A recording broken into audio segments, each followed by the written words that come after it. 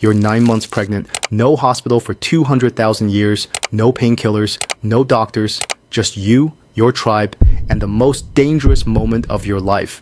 What happened next is why half of human history is missing, because for 300,000 years, women have been doing something that seems impossible. Giving birth without any of the tools we consider essential today, no sterile rooms, no medical intervention, no epidurals. And yet, somehow, the human species survived. The question isn't just how they did it, the question is who helped them do it. Because here's what the archaeological record reveals. Women never did this alone. Not once in the entire history of our species. Birth was a community event, and the systems they built around it were more sophisticated than you'd think. Let me show you what actually happened when someone got pregnant 50,000 years ago. The moment a woman in a hunter-gatherer tribe realized she was pregnant, something shifted in the entire group's behavior.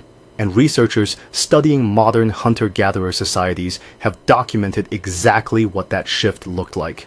The pregnant woman didn't become isolated or sidelined. She became the center of an intricate support network that anthropologists call cooperative breeding. Other women in the tribe, especially older women who had already given birth, immediately began adjusting their roles. They took over more of her physical labor, brought her extra food, and started sharing knowledge that had been passed down for generations. This wasn't charity, this was survival strategy, because human birth is uniquely dangerous compared to other primates. Our babies have massive heads relative to our pelvic openings, a consequence of walking upright and evolving large brains. The mortality rate for both mother and child was staggering. Estimates suggest that without any intervention, roughly 1 in 3 women died in childbirth throughout human history. So tribes developed something remarkable to combat this.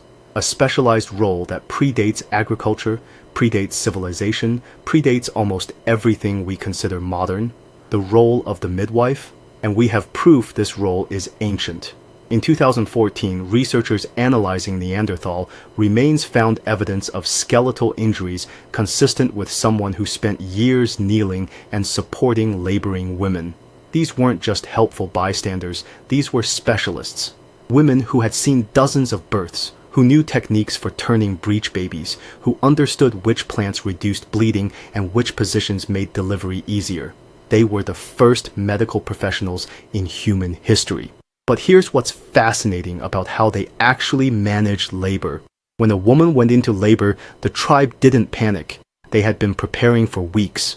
A specific location had already been chosen, usually away from the main camp, but close enough for safety. Somewhere with soft ground, access to water, and natural shelter. Archaeological sites across Africa and Europe show evidence of these birthing areas. Small clearings with unusual concentrations of tools and burned plant remains. The laboring woman was never left with just one person. Typically, 3 to 5 women surrounded her, each with a specific role. One midwife managed the actual delivery, checking dilation and position. Another supported the woman physically, letting her lean back or squat while holding her weight. A third prepared warm water, medicinal plants, and tools.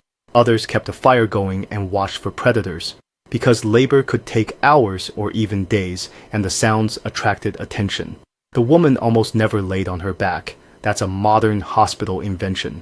Instead, she squatted, kneeled, or stood, using gravity to help the baby descend. The midwife used her hands to feel the baby's position, guide the head, and prevent tearing. If something went wrong, if the baby was breech or the cord wrapped around its neck, these women had techniques. Archaeological evidence and modern hunter-gatherer studies show they knew how to reach inside and turn a baby, how to cut and tie umbilical cords with stone tools, how to apply pressure to stop hemorrhaging. These weren't guesses. This was refined knowledge passed from generation to generation. And when the baby finally emerged, the next critical phase began. The infant was immediately placed on the mother's chest, skin to skin, exactly as hospitals recommend today. But the ancient practice went further. The placenta was delivered and carefully examined because experienced midwives knew a retained placenta could kill. The umbilical cord wasn't cut immediately. They waited for it to stop pulsing, allowing all the blood to transfer to the baby. Modern medicine rediscovered this as delayed cord clamping in the 1990s. Ancient midwives knew it 50,000 years ago. Then came the recovery period, and this is where the community structure becomes even more critical. The new mother didn't return to normal work for weeks, sometimes months. Other women in the tribe brought her food, helped her nurse, took care of her older children.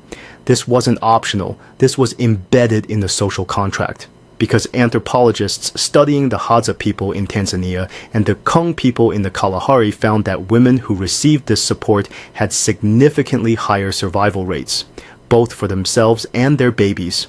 The tribe also had protocols for when things went wrong. If a baby was born with severe deformities or wasn't breathing, the midwife made quick decisions.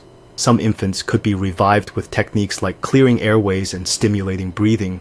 Others couldn't, and in those cases the tribe had mourning rituals.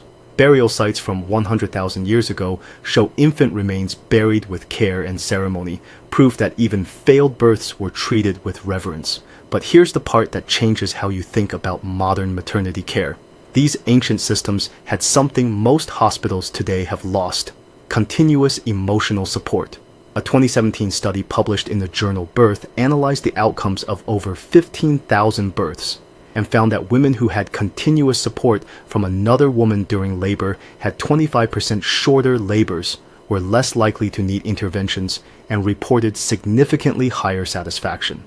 The researchers noted this effect was strongest when the support person was experienced but not medically trained, exactly like ancient midwives.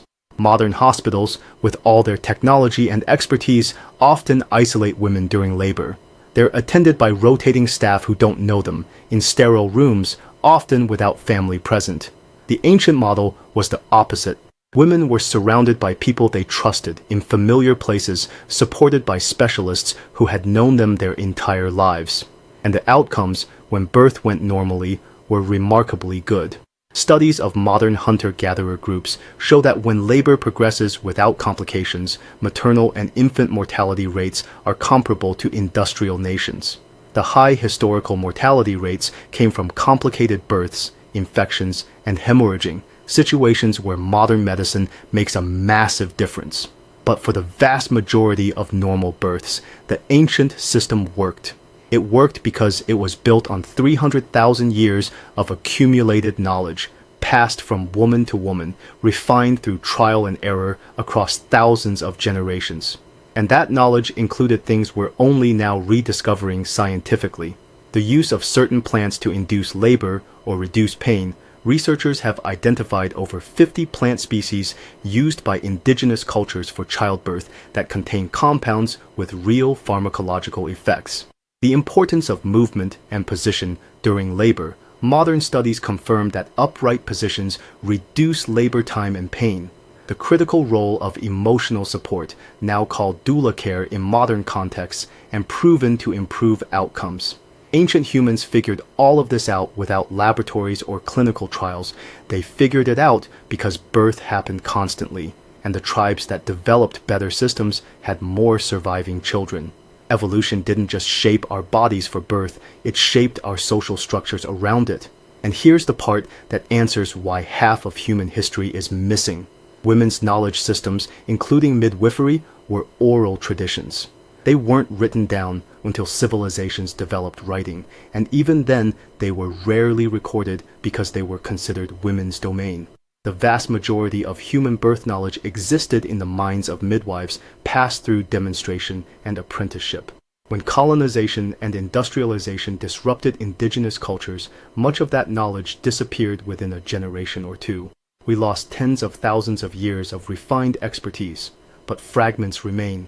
In 2019, anthropologists working with the AKA people in Central Africa documented birth practices that likely stretch back to our common ancestors. The AKA midwives still use techniques, positioning, plant medicines, and support structures that mirror archaeological evidence from sites 40,000 years old. They represent an unbroken chain of knowledge spanning the entire history of our species.